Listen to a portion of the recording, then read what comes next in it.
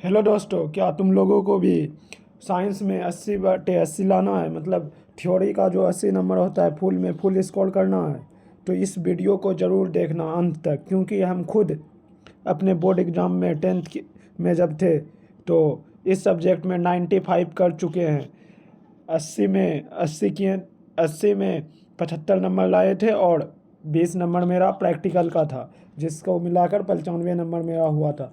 तो हम एक दिन पहले क्या स्ट्रेटजी फॉलो किए थे, उसी स्ट्रेटजी को तुम लोगों को भी बताएंगे। उसी स्ट्रेटजी के दम पे हम 80 में से 75 नंबर लाए थे, जिसके कारण मेरा साइंस में 95 हो सका था। तो अगर तुम लोगों को भी 95 लाना है साइंस में, तो इस वीडियो को बिना स्किप के देखना, क्योंकि आज लास्ट डे है। कल का एग्ज़ाम अगर साइंस का अच्छा गया तो मानो कि तुम्हारा पेपर बहुत अच्छा जाएगा, क्योंकि चारों पेपर बहुत अच्छा गया है। सभी स्टूडेंट्स का रिव्यू यही था। तो तुम लोग अभी इस वीडियो को बिना स्किप के देखना, और इसमें हम बताएंगे कैसे हम क्या किए जो बोर्ड में मेरा 80 में से 75 सिर्फ साइंस में आया था। तो चलिए स्टार्ट करते हैं। पहला नंबर, 80 नंबर का पेपर होगा, जिसमें से 40 नंबर का सब्जेक्टिव और 40 नंबर का ऑब्जेक्टिव होगा। 40 नंबर की ऑब्जेक्टिव होगा, लेकिन 80 ऑब्जेक्टिव पूछा जाएगा, जिसमें से 40 ऑब्जेक्टिव ही तुम लोगों को बनाना है। पहला नंबर ये है, जिसका वेटेज पता होता है। साइंस में 3 सब्जेक्ट आता है, फिजिक्स, केमिस्ट्री, बायो। फिजिक्स से लगभग 14 मार्क्स का क्वेश्चन पूछा जाता है, और केमिस्ट्री से 13 मार्क्स का, और इससे 13 मार्क्स का, ऐसे करके पूछा जाता है। 40 नंबर पुर गया, देख लो। 14, 13, 13 पुर जाएगा ना? हाँ। और जो पूरा सब्जेक्टिव में लिखना है आंसर, उसको कहानी टाइप में नहीं लिखना है, उसको पॉइंट वाइज लिखना है। पॉइंट वाइज नंबर ज़्यादा मिलता है, कहानी में बहुत कम। पॉइंट जो पूछा है उसको पॉइंट बना के 1 लाइन 2 लाइन 3 लाइन में लिख दो, हो गया आंसर। और उसमें नंबर बढ़ने का चांस रहता है, कटने का क्यों नहीं, क्योंकि हम खुद बोर्ड एग्जाम में दिए थे तो पॉइंट वाइज लिखे थे। इसलिए तुम लोगों को भी सजेस्ट कर रहे हैं कि पॉइंट वाइज ही लिखो, अन्यथा तुम्हारा मन जो भी करे, लेकिन हम सजेस्ट करेंगे तुमको कि पॉइंट वाइज लिखो। और तुमको करना क्या क्या है ये देखो। बायोलॉजी में अगर तुमने कभी भी डायग्राम साल भर में बनाया है, तो अभी जाके जस्ट तुमको 3 डायग्राम का प्रैक्टिस करना है। एक मानव पाचन तंत्र, एक न्यूरॉन, एक पुष्प की काट वाला जो होता है, अनुदैर्ध्य काट लिखना चाहिए, पुष्प की काट लिखा गया है, कोई दिक्कत नहीं। तो ये तीनों आने का ज़्यादा चांस है। अगर उत्तर थोड़ा कमज़ोर भी होगा तो चलेगा, लेकिन चित्र साफ हो गया और एग्जामिनर पूरे अंक इसके लिए देगा। क्यों? क्योंकि उसको चित्र से पता चलेगा कि विद्यार्थी पढ़ने वाला, और पढ़ने वाला विद्यार्थी का सभी मदद करना चाहता है। तुम लोग के क्लास में भी यही होता होगा, जो तुम्हारे क्लास में सबसे मतलब टॉप आता होगा ना, उसको टीचर ज़्यादा प्रोत्साहित करता होगा, और कोई भी काम के लिए उसको आगे बुलाता होगा। थोड़ा गलती भी कर देता होगा तो उसका नाम जल्दी नहीं लगता होगा। ये क्लास में भी होता है। और चित्र हमेशा पेंसिल से बनाने का ट्राई करना। चित्र किससे बनाने का? पेंसिल से। और उसका चित्र में नाम जहाँ पे जो होगा उसको लिखने का ज़रूर ट्राई करना। और ये चित्र का प्रैक्टिस ज़रूर कर लो, 5 नंबर में आएगा ही आएगा, ज़्यादातर चांस है। और आ गया तो मानो कि 5 नंबर तुमको फ्री में मिल जाएगा, क्योंकि चित्र बनाना उतना भी मुश्किल नहीं है ये तीनों चीज़ का। अगर तुमको नहीं आता है तो यूट्यूब पे सर्च कर लो, ट्रिक्स मिल जाएगा इसका। ट्रिक्स से भी बना सकते हो, लेकिन बिना प्रैक्टिस का कुछ नहीं होगा। 2-3 बार प्रैक्टिस तो करना ही पड़ेगा, बिना प्रैक्टिस का कुछ नहीं होता। मेहनत करोगे तो कल फल मिलेगा, नहीं मेहनत करोगे तो फल नहीं मिलेगा। इसलिए चित्र बनाने का ट्राई ज़रूर करो, क्योंकि हम जो 75 नंबर 80 में लाए थे सिर्फ साइंस में, उसके लिए चित्र बनाए थे, तभी मेरा नंबर आया था, और उसको सही से दर्शाए भी थे। इससे तुम्हारा बायोलॉजी क्लियर हो जाएगा, अगर चित्र बना लिया तो बायोलॉजी क्लियर। और फिजिक्स में भी मोटर का चित्र आता है, ये सब बना दिया। जैसे 5 नंबर में मोटर का चित्र नहीं भी बोल रहा है, अगर पूरा उसका मोटर का बोलेगा और चित्र भी बना दिया, तो तुम्हारा मान के रखो कि तुम कुछ 2-3 लाइन गलत भी लिख दिया है तो 5 नंबर मिलेगा, क्योंकि चित्र के अनुसार टीचर सोचते हैं कि बहुत अच्छा विद्यार्थी है, पढ़ने में तेज है, इसीलिए वो पूरा नंबर दे देता है। और ये भी होता है कि इससे पता चलता है कि नहीं विद्यार्थी सही है, तभी तो चित्र बना पा रहा है, या तो ऐसे कहानी लिख के निकल जाता।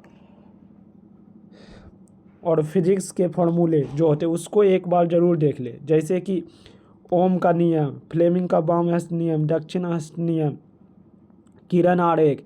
हमेशा स्केल से और पेंसिल से सीधा खींचने का ट्राई करो, तीर लगाने ना भूले। ये सब चीज़ करने से साइंस में नंबर अच्छा आता है, इसीलिए फिजिक्स में हम बता रहे हैं। फिजिक्स में जो कॉन्सेप्ट होगा उसको रिवाइज कर लो अभी तुरंत। और ये सब टॉपिक थोड़ा सा ज़्यादा है इसलिए, और फॉर्मूला लिख कर उसे एक बॉक्स में बंद कर दो। जैसे कोई फार्मूला है V = I = R, तो इसको लिख के ऐसे करके बॉक्स में भर देना है।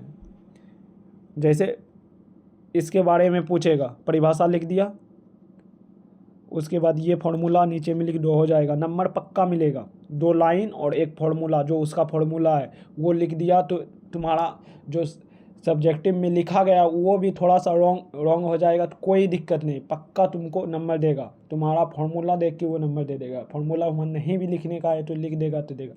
तुमको SI यूनिट याद है अगर उसका, तो वो भी लिख देना है। नहीं भी लिखने बोला है तो इस सब से नंबर मिलता है, क्योंकि टीचर को लगता है कि विद्यार्थी तेज है। और जो क्वेश्चन तुमको याद नहीं है उसके बारे में कुछ भी लिखोगे तो तुम्हारा सब शुरू वाला क्वेश्चन सही होते जाएगा, तो लगेगा टीचर को नहीं जानता था, एक नहीं जाना तो की दिक्कत है, उसमें भी सही करके नंबर दे देगा तुमको। ये सब होता है बोर्ड में स्ट्रेटेजी। इसीलिए मेरा ऐसे ही नहीं 75 स्कोर कर दिए। 75 स्कोर करने के लिए कुछ स्ट्रेटेजी फॉलो करना पड़ता है। जो स्ट्रेटेजी फॉलो किए थे तब मुझे 75 80 में आया था, और 20 नंबर प्रैक्टिकल का, मतलब 95 नंबर सिर्फ साइंस में। इसलिए आप लोगों को बता रहे हैं।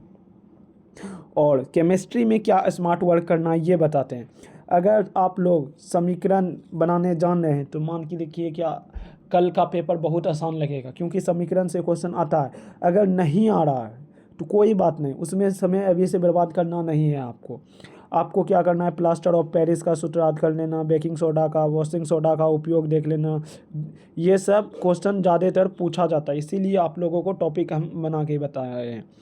जैसे टेबल, मतलब धातु और अधातु में अंतर, अम्ल और भस्म में अंतर। इसको जैसे अम्ल और भस्म में बोलेगा तो टेबल बना के, मतलब एक लाइन ऐसे हो गया, इधर भस्म लिख देना है, उसके बाद करना है। इससे क्या होगा, और ऐसे करके इसमें देना है। अगर तुम 2 नंबर में पूछा है 2 भी दे देगा ऐसे करके तो हो जाएगा। तुमको ये नहीं कि लाइन ऐसे करके लिखना, ये में नहीं अच्छा रहता है। इसके लिए सबसे अच्छा रहता है जो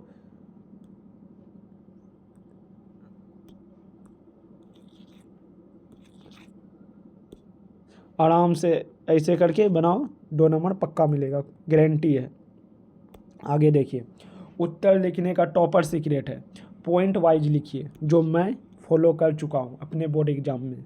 और बोर्ड जो इम्पोर्टेंट लगे, जो लगे कि ये पूरा मतलब परिभाषा या जो भी पूछा जाए उसमें लगे कि नहीं ये इम्पोर्टेंट है, उसे अंडरलाइन ज़रूर करें।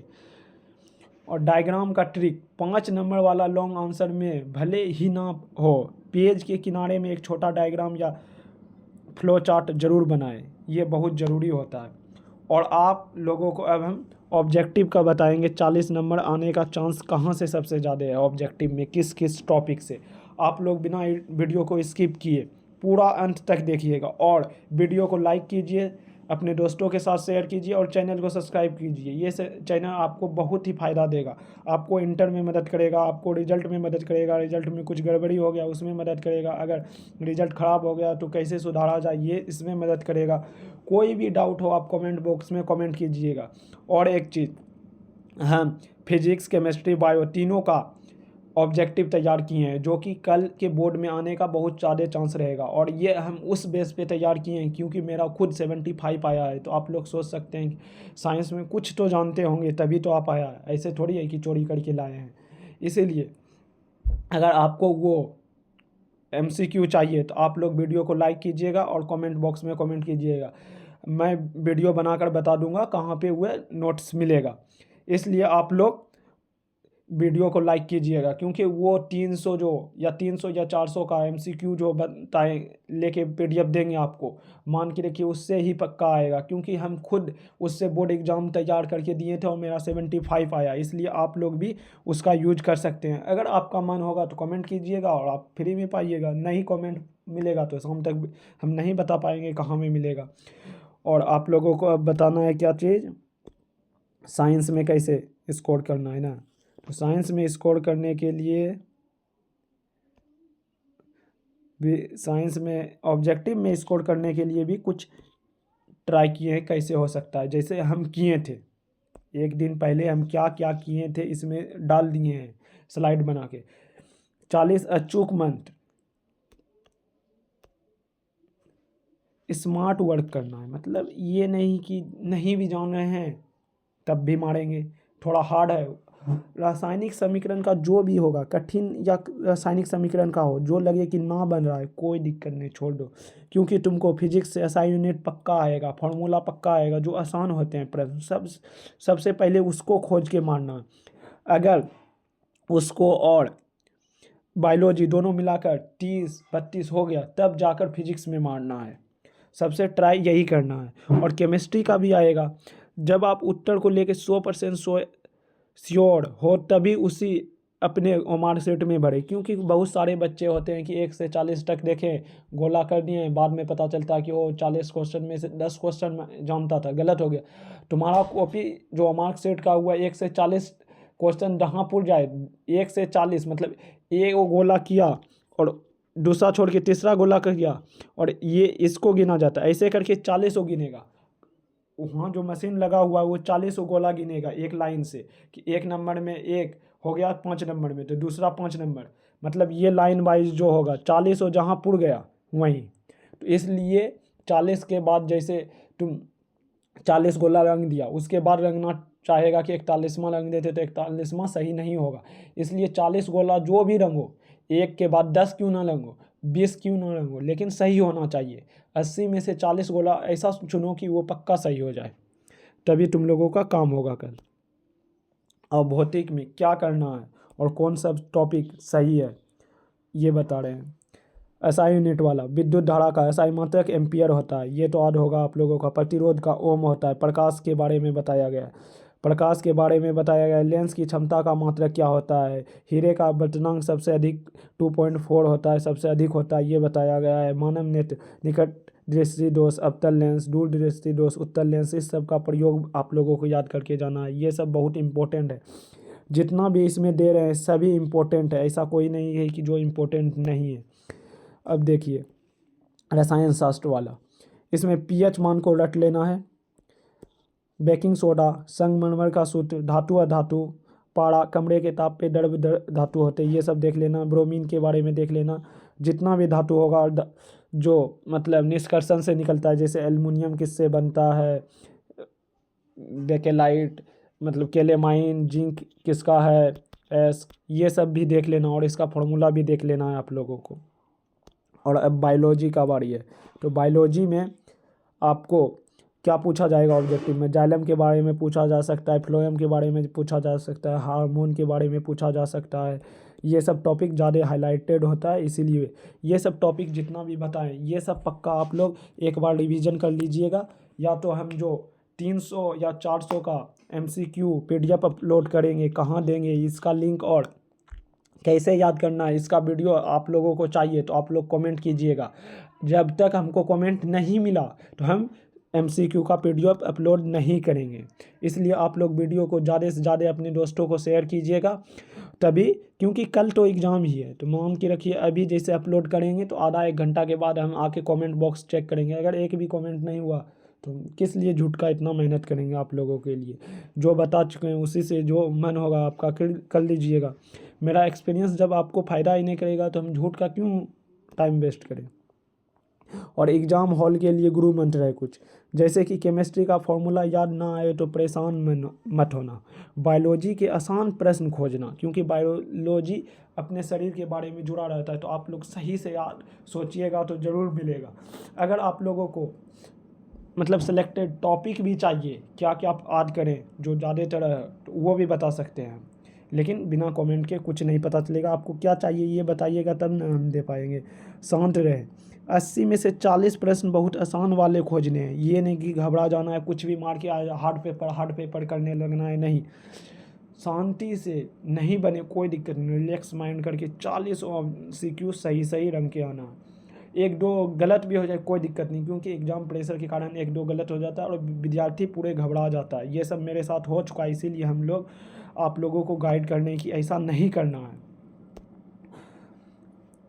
तो आप लोग समझ गए होंगे अच्छा से क्या करना है और क्या नहीं करना है। और अगर आप लोगों को पीडीएफ चाहिए, जिस पीडीएफ का यूज करके हम एमसीक्यू 39 सही किए थे, 39 एमसीक्यू जिस पीडीएफ का यूज करके हम सही किए तो वो पीडीएफ चाहिए तो आप लोग कमेंट कीजिएगा, चैनल को सब्सक्राइब कीजिएगा और इस वीडियो को शेयर कीजिएगा। हम 2-1.5 घंटा के बाद इस चैनल के कमेंट बॉक्स में आएंगे और चेक करेंगे, अगर मिला तो ठीक है, हम वीडियो बना के आप लोगों को बता देंगे कि यहाँ मिलेगा और इसको ऐसे रीड करना है, क्योंकि हम खुद से नोट्स बनाए, हमको पता है, मेरा आया है तो हम कैसे तैयारी किए। और सिर्फ एक दिन पहले ही हम इस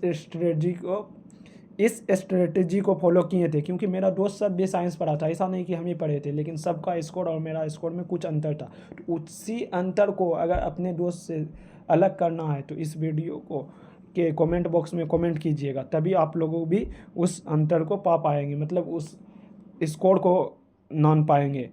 नहीं तो रिजल्ट के दिन पता ही चल जाएगा। अगर उस दिन सोचोगे कि जो भैया कह रहे थे उसका बात मान लेते तो सही रहता।